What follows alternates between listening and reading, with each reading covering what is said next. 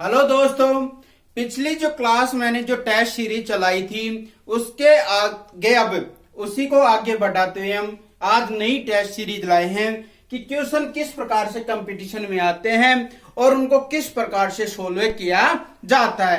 जैसे क्वेश्चन आ गया आपके पास द ट्रेन। फर्स्ट क्वेश्चन है the train start before I reached the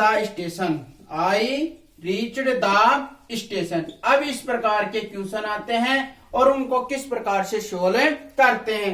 ये क्वेश्चन आया था यूटेट 11 फर्स्ट 2017 के अंदर क्वेश्चन आया था। तो ये क्वेश्चन बहुत इंपॉर्टेंट है कि किस प्रकार से इनको नियमों के अनुसार समझा जाता है। ये क्वेश्चन है बिफोर और वर्ब की सेकंड फॉर्म।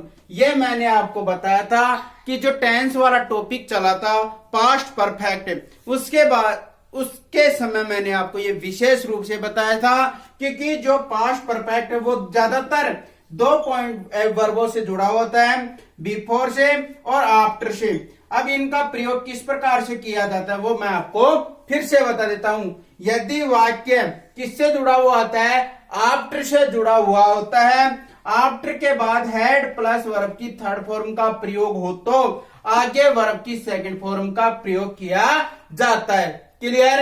यदि वाक्य आफ्टर से जुड़ा हुआ होता है, आफ्टर के तुरंत बाद हेड प्लस वर्ब की थर्ड फॉर्म हो तो वर्ब की सेकंड फॉर्म का प्रयोग किया जाता है। इसी प्रकार बिफोर आ जाए, बिफोर के बाद वर्ब की सेकंड फॉर्म आ जाए तो इधर हेड प्लस वर्ब की थर्ड फॉर्म का प्रयोग किया जाता है। लेकिन कंडीशनल ये होनी चाहिए कि एक तरफ या तो ये आए या ये आए, क्योंकि बिफोर वाले में कंडीशनल होते हैं कि इस प्रकार के, क्योंकि बिफोर प्रेजेंट में तो आगे भी क्या होता है, प्रेजेंट में ही जाता है। तो एक कंडीशनल है। यदि वाक्य किससे जुड़ा हुआ हो, बिफोर से जुड़ा हुआ हो, वर्ब की सेकंड फॉर्म हो तो हेड प्लस वर्ब की थर्ड फॉर्म का प्रयोग किया जाता है। अब यहां पर यह वाक्य किससे जुड़ा हुआ है, बिफोर से जुड़ा हुआ है। बिफोर के बाद वर्ब की सेकंड फॉर्म आ गई तो यहां पर आप हेड प्लस वर्ब की थर्ड फॉर्म यानी हेड आ गया और स्टार्ट की थर्ड फॉर्म क्या होती है, स्टार्टेड, आप आसानी से कर सकते हैं। तो ये नियम मैंने आपके पिछली क्लास में जो टेंस पढ़ाए थे पास्ट परफेक्ट है उसमें आसानी से बता दिए थे कि यदि वाक्य बिफोर से जुड़ा हुआ हो तो वर्ब की सेकंड फॉर्म कर देंगे और हेड प्लस वर्ब की थर्ड फॉर्म का प्रयोग कर देंगे। अब आपको याद, ये नियम आपको याद करने होंगे। और सब्र का फल क्या होता है, थोड़ा सा मीठा भी होता है कि कहते हैं कि तू थोड़ा सा सब्र कर ले, अभी इम्तिहान जारी है, फिर वक्त कहेगा कि चल अब तेरी भी बारी है, इसलिए मेहनत करते जाओ। और इस रूल्स को आप आराम से याद करें सकते हैं कि बिफोर के बाद वर्ब की सेकंड फॉर्म आ गई, हेड प्लस वर्ब की थर्ड फॉर्म का प्रयोग कर देंगे। क्लियर? और ये क्वेश्चन आया था यूटेट लेवल फर्स्ट 2017 के अंदर क्वेश्चन आया था। इसी प्रकार के क्वेश्चन जैसे मान लो ये क्वेश्चन आ गया ही लॉस his watch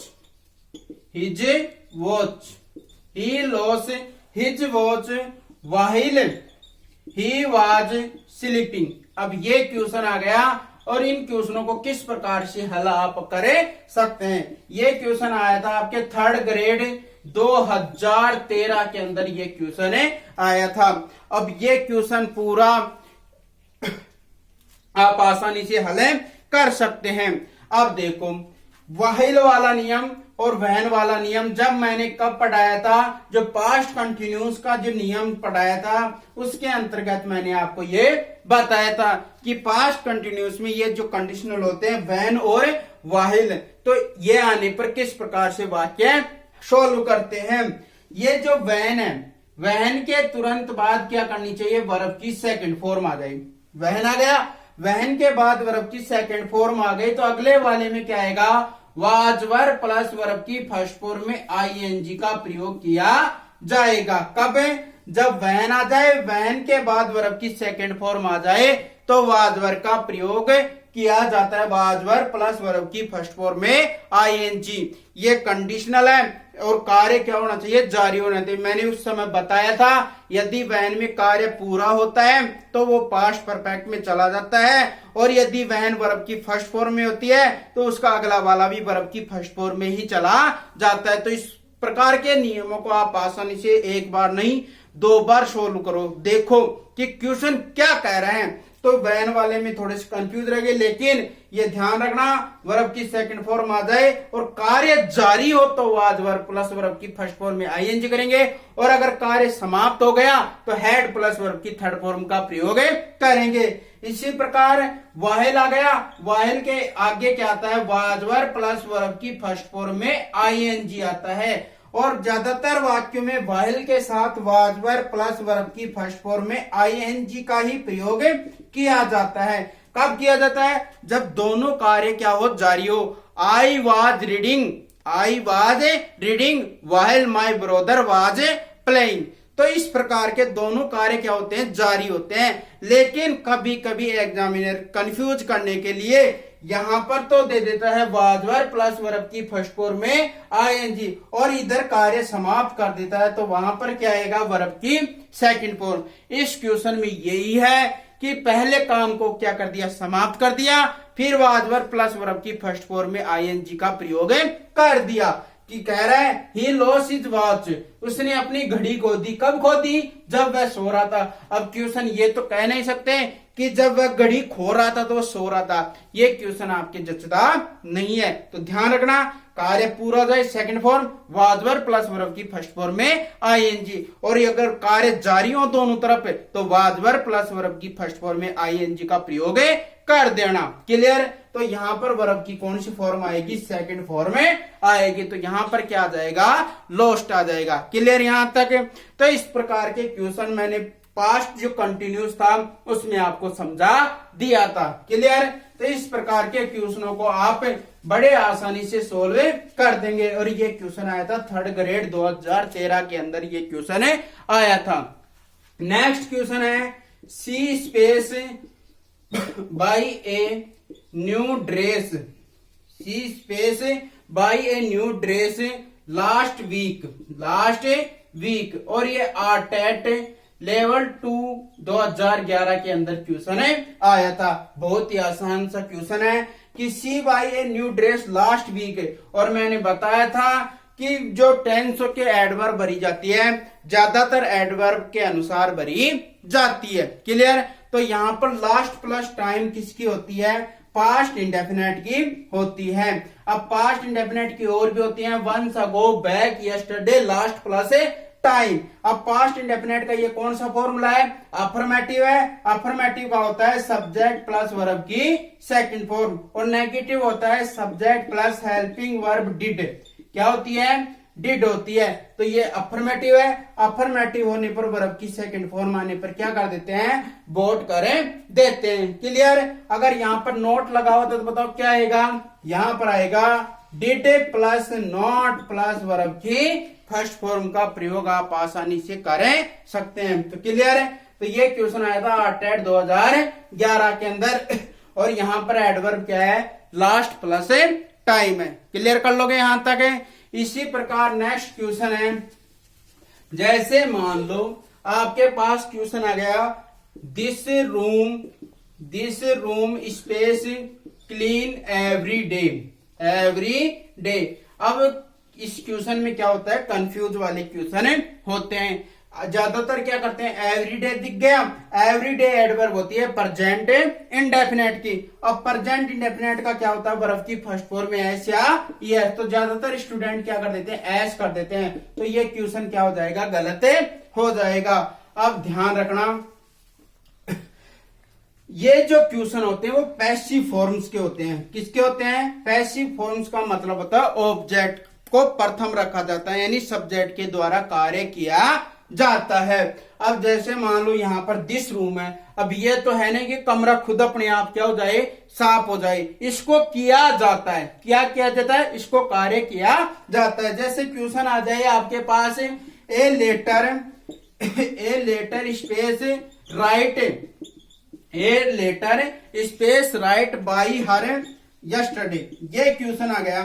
अब यहाँ पर किसका प्रयोग कर दिए, बाई का प्रयोग कर दिया। और आप जानते हैं कि जो मैंने पैसिव वॉइस का टॉपिक करवा भी दिया है, बाई का प्रयोग किया जाता है। तो ये कौन सा नियम है, फोर्थ नियम है। तो इसका मतलब ए लेटर अपने आप तो लिखता नहीं, इसको लिखा जाता है। इसको क्या किया जाता है, लिखा जाता है। तो ये पैसिव फोर्स पे आ गया। अब यस्टरडे किसकी है, पास्ट इंडेफिनेट की है। पास्ट इंडेफिनेट का फॉर्मूला होता है वर्ब की सेकंड फॉर्म, और पैसिव वॉइस में वर्ब की सेकंड फॉर्म को बदलते हैं वाज वर प्लस वर्ब की थर्ड फॉर्म। ए लेटर एक वचन है तो यहाँ पर क्या आ जाएगा, वाज आ जाएगा। और राइट की थर्ड फॉर्म क्या होती है, रिटर्न होती है। अब इस क्वेश्चन को इसी प्रकार से सोल्व कर सकते हैं।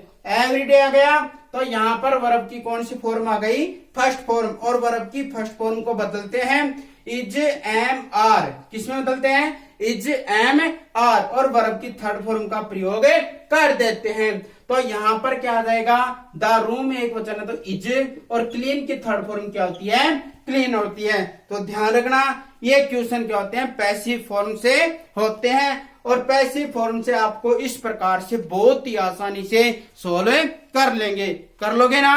और फिर भी कंफ्यूज हो तो आप कमेंट करके आप मेरे को बता सकते हैं। क्लियर। तो इस प्रकार के क्वेश्चन अब आप आसानी से सोल्व कर सकते हैं। इसी प्रकार कंफ्यूज वाले क्वेश्चन हैं कि जैसे मान लो क्वेश्चन आ गया, please please not make, please not make a noise. अब इस प्रकार के क्वेश्चनों को किस प्रकार से सोल्व करते हैं, इसके लिए भी एक विशेष नियम होता है। यदि वाक्य किससे जुड़ा हुआ होता है, प्लीज से जुड़ा हुआ होता है। किससे जुड़ा हुआ होता है, प्लीज से जुड़ा हुआ होता है। प्लीज के बाद नॉट प्लस वर्ब की फर्स्ट फॉर्म आती है, नॉट प्लस वर्ब की फर्स्ट फॉर्म आती है। तो आप इसमें किसका प्रयोग कर दोगे, do plus not plus verb की फर्स्ट फॉर्म का प्रयोग कर दोगे। आप यहाँ पर डज और डिड नहीं लगा सकते हैं। अगर ये लगा दोगे क्वेश्चन क्या हो जाएगा, गलत हो जाएगा। तो विशेष नियम है, यदि वाक्य प्लीज से आरंभ हो और नॉट प्लस वर्ब की फर्स्ट फॉर्म से, नॉट प्लस वर्ब की फर्स्ट फॉर्म आ जाए तो आप वहां पर केवल और केवल do plus not plus verb की फर्स्ट फॉर्म का ही प्रयोग करेंगे। तो डू नॉट मैक का क्या हो जाएगा, मैक हो जाएगा। क्लियर है। तो यहां पर आप आसानी से इस प्रकार के क्वेश्चनों को सोल्व कर सकते हैं। जैसे मान लो क्वेश्चन आ गया,